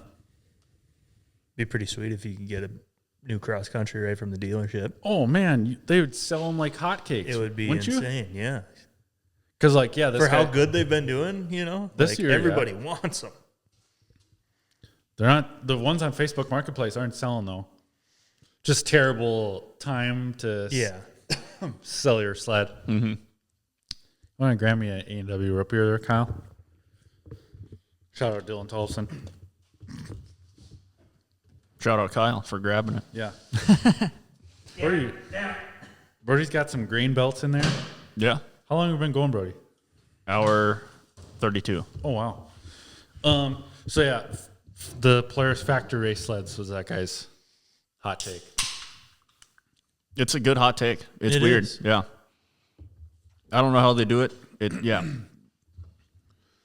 and then we had another one of DM. I had like three more. Yeah. My hot take is when they cancel any XC race due to weather. XC is about riding the conditions, especially for the pro rings. Okay. Mm-hmm. If they want to cancel the amateur races, they should for safety, but I think they should always run the pros. Look at Foxborough Supercross, super mudder. Mm-hmm. Conditions sucked, absolutely sucked, but they still ran them. Mm-hmm. Which I don't. Is he talking about like running them in the ditches? No, like at Ironwood. Okay. Yeah, let's just say Ironwood. At Ironwood to run us on for day 2. Mm-hmm. we could have easily ran up and down that ski hill in the icy snow there. Just made us run like a snowcross oval. But then you got to stake it out and do all that crap too. It wouldn't take very long to stake out an oval. Stake out an oval and then just do 20 laps on it. The people bitched that they were there racing in the mud, and then bitched Saturday morning when they canceled it that we weren't going to race. There's always something to bitch about. That's life. There's always something. That is a life. That's It's hard to say that because there was a lot of pros that were not happy about running in the mud. well. Then why show up then? Well, they didn't know it was going to be mud. But he's right.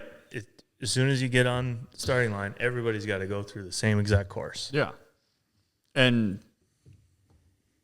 yeah, you should be just run the race. Yeah. So yeah, it's hard to. Would the pros be?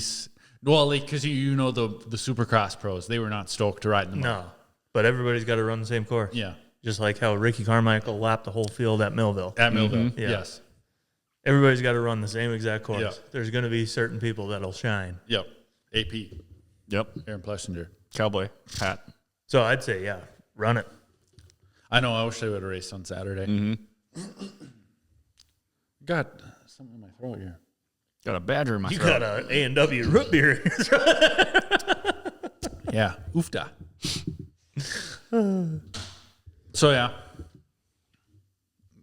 Okay. Thanks for your input, Barty. Well, I already said, like, if you're going to a race and it's muddy, and if the racers say that they don't want to race, then cancel it. But I don't think it should No. So be. Well, like, you got to have a meeting. You can't just say, nope, guys, you're going home. You paid for 2 days of racing. You only got one. I feel like that's kind of shitty to the racers. But if all the racers got together and said, we are not running in this mud, either give us our money back now or give us another day of riding in the snow. sure. Like, if you got to have at least somewhat of a communication between the racers and the people putting on the race. When I think of mud, I think back to like 2015 in Grafton. Okay. I was there on my skidoo that year, and there was minimal snow that year. Yeah, I think it was 2015. And I remember watching right down black plowed field. Wes Selby with Bobby Minnie just tucked right behind him, just getting plastered with mud. Oofda. Because Bobby, like, the pro race, he's not going to let off. Yeah. And just right down the plowed black field in the mud. That was a pretty good race. But like that was just one section of that ditch where there was no snow right there. But then the other side of the ditch had snow, just on how it blew in. So conditions are always going to be hit or miss.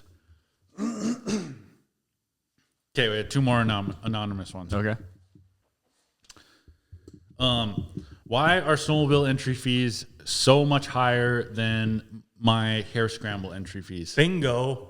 I can go race hare scrambles for the day or the weekend because they kind of split it up. I think C races on Saturday and like A races on Sunday. I can race A class hare scrambles for $50, but my snowmobile cross country entry fee is $300 plus. Why is that? I don't know. I don't know either. It's So that got me thinking of like, why did it become, that snowmobile entry fees are 4 times the price? right. Because I've heard the Supercross guys. If we put on a race, it's not going to cost that much. No. And the money goes into the pot. And that's what they do at Pine Lake. Yeah. That's what the Fossen race was always like. Yeah. Yeah, all the entry, I think when you'd pay to get on the lake, that would go to the club for like groomer stuff. Yeah. But then all of our entry fee money was paid back. Yeah, to the top 3 of that class. Yep. Because hearing like the Supercross guys, like Tomac's entry fee for a Supercross race is like $250 or $300 Unreal. for AMA Supercross. Yeah, and they rent a stadium. Yeah. And they wreck a stadium bringing dirt in. Spend weeks bringing dirt in. So yeah, that's their AMA. I don't know. We could ask Brandon or Luke Van Lysel what it costs to race a pro national Outdoor. Yeah. But I just don't know why the snowmobile ones have to be $300, $400, $500. Not a clue. That is nuts. I don't race the higher classes. I race classics. And how much is my classic? Classics class itself is $60. But then when you throw all the insurance fees, membership fees, Transponder, stuff like transponder, gate fee. Yeah. What the hell did it come out to? Was it like 150? that. I think mine. 160 something? Yeah, it was 170, something like that. Yeah. Uh-huh. Yeah. It's too high. Too high for an entry level class. Yeah. Yeah, for somebody For 6 guys out there to racing. go win a trophy. Yeah. A plaque, For all those sport guys that pay $200-$300 a weekend, I feel so bad for them for racing for just a plaque. It's crazy. And there's a lot of them. Yeah. So I agree with that hot take. And then one other one was it needs to be more spectator friendly. And I asked him, like, what do you mean? So, like, make it more of an event. Okay.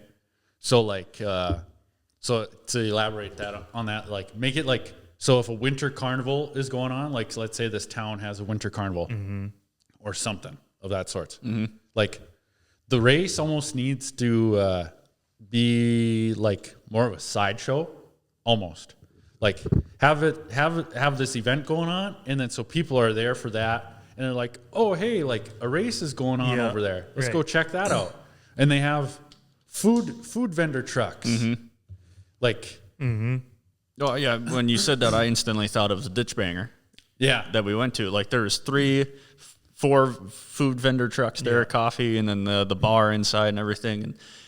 and like the tracks, like Natowash is pretty good for spectator friendly on how we go to and from shore. Yeah. That one's pretty good. Pine Lake, you could almost do.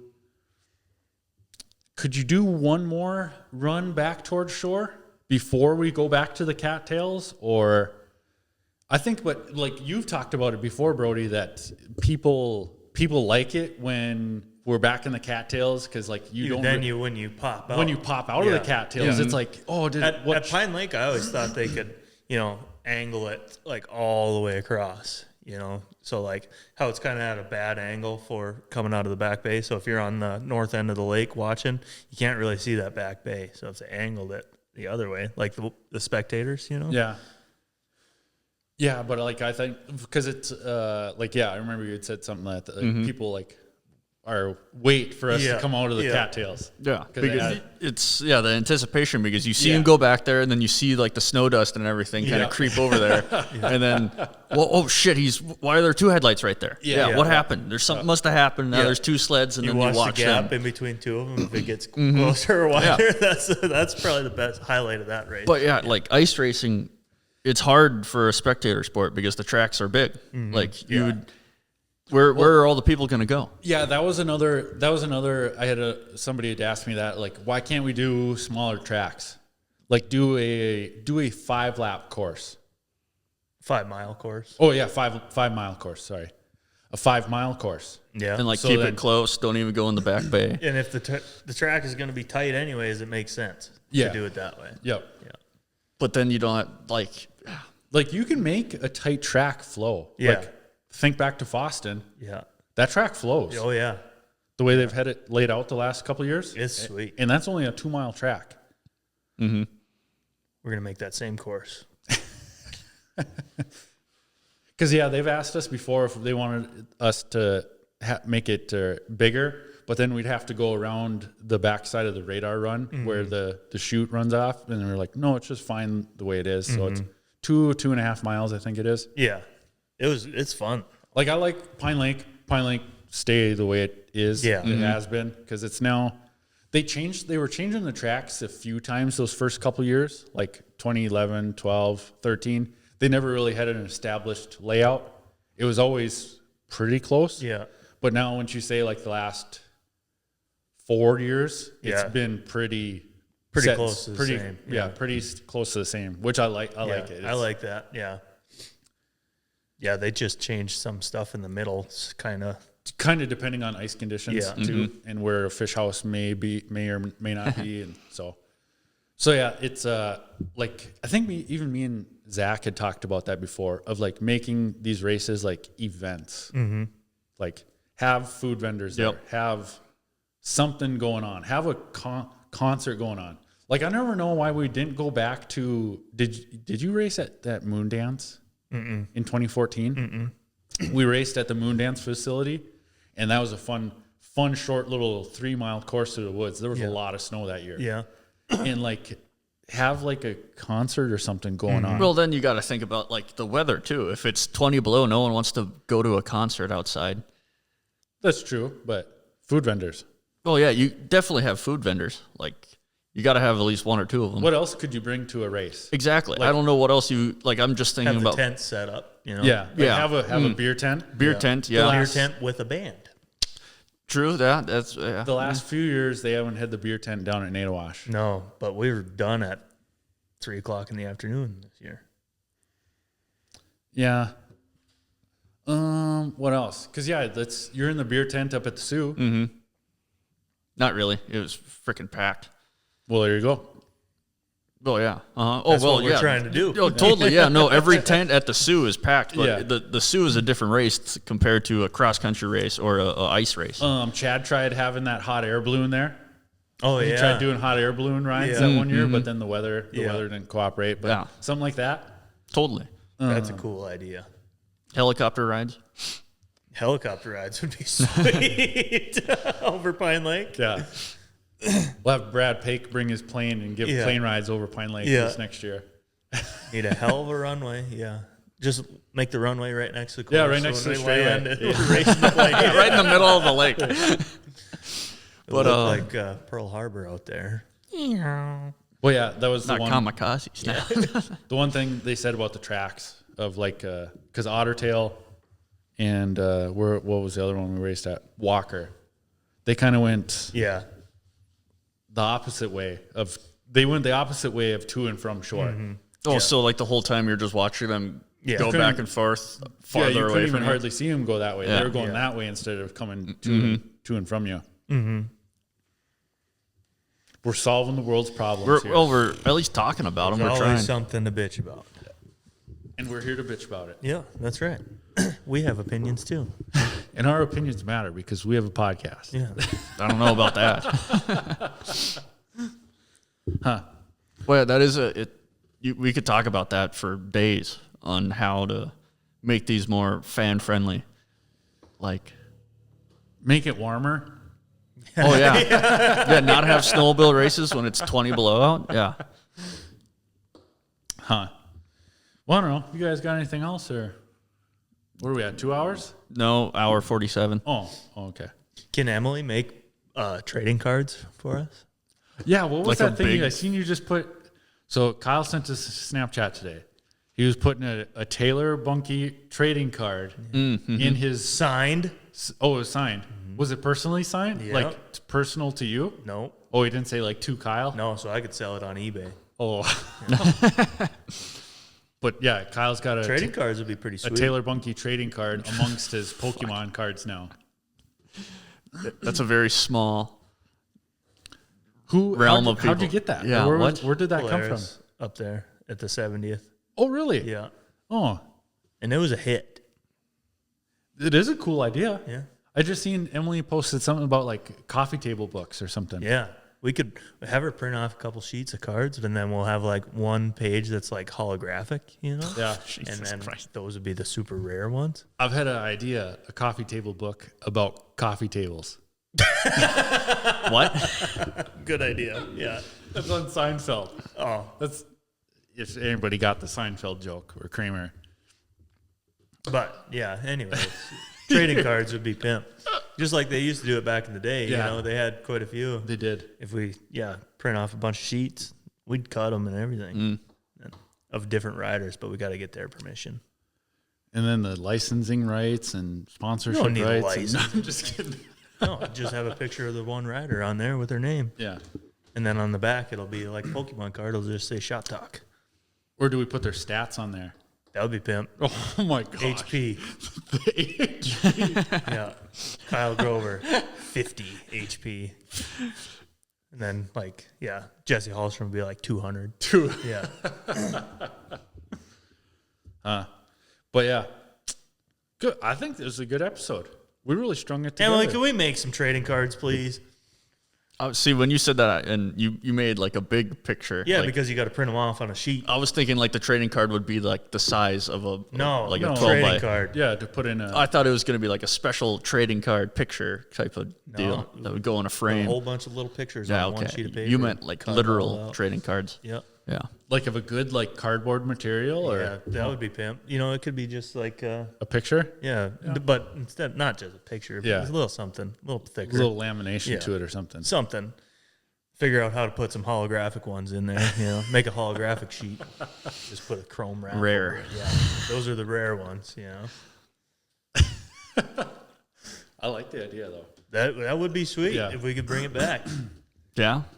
Yeah, and then have the Need HP more eyes, up though. there. And we need the print and press here too, so we can start up Snow Week again. Yeah, Snow Week would be sweet. That's not happening in my garage. I had said somebody had just told me that too. That like you got he said that he said you guys are like the digital version of Snow Week. Yeah, yeah. The futuristic version of Snow Week of what it was. We could make our own magazine, you know, once a week, and then have a Shop Week. yeah shop week. Shop Week. the shop week. You get the new shop week, dude? Yeah, yeah. No, mine hasn't come in yet. So what this week we had what did we talk about just now? Like we had Shop Talk open Yeah. at Foston, Shop Talk open, and then trading cards. trading cards, and Shop Week. Yeah, and future plans to make racing fan friendly. Yeah, events, concerts. That's always going on. Yeah. It doesn't sound like Coachella is doing very good in California. Maybe we could bring that to Pine Lake. Coachella, I don't think that would work. bunch of hippies on acid and stuff. Hippies on acid freezing to death. Yeah, They can live in the desert. I don't think they can live on the ice. pretty dehydrated out there. I had a joke. I'm not, That was a good one. I'm not even gonna. I'll save it for another time. I couldn't even probably say it right now. Probably not. Yeah, if you don't think you could say the joke, then we're going to have to cut it out. No. It's that I wouldn't even be able to get through it without laughing. Oh, well, that's not as funny either. Because I've been Practicing stand-up comedy. impressions. Impressions? You think I do weird shit with my time. What was the joke? What Brody always looks up YouTube's how to make 5 people laugh in a conversation or something. Do you remember that? We always used to That was a while ago, yeah. He watches YouTube videos on how to make people laugh. I made one joke and you guys took it and ran with it for my entire life after that. It was a joke when I was like 17. I had one good night and I'm like, Brody, how are you so funny? Like, what happened? It's like, you just got to look up YouTube videos, how to make a group of 5 laugh. No, the one I seen, it was this guy. He's like, so I've been working on my impressions. Okay, so I'm really good at Jason Statham. So okay, here. Oh yeah, So Jason Statham and his wife pulling up to Target. Jason drops his wife off, and he's parked in the handicap spot. The manager's coming out here to talk to him, tell him to move, and he rolls his window down. And he's like, "Sir, you got to move." And Jason's. That's a pretty good one, though, isn't it? Because, he just makes noises. And he's super quiet too. Yeah. See, that's Jason Statham. Yeah. What made you think of that joke? That's getting cut. That whole chunk right there. Delete that. That was bad. I do the editing. I'm gonna leave it in there. Oh, I flagged it. You should cut it.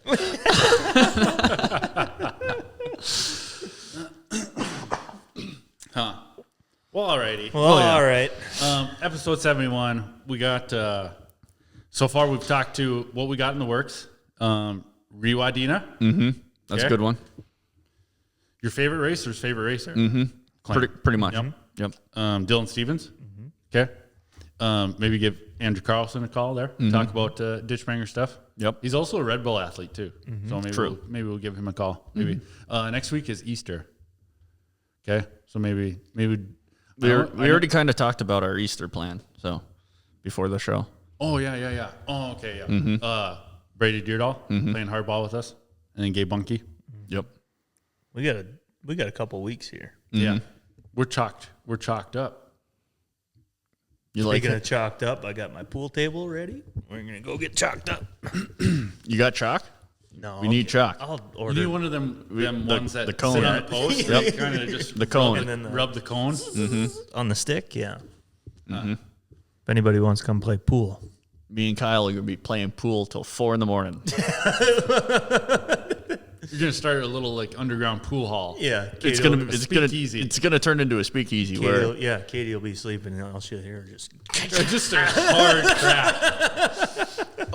Yep. There'll be a little bar there. It'll be secret. You got to know the password every week to get in. Like if you don't, you get kicked out. It's in my basement. So you can walk around the house as much as you want, but you got to know the password to get in. You're not getting in, and you'll just see the cigarette smoke leak out the windows, and the laughter, and you're gonna be just beating yourself against the.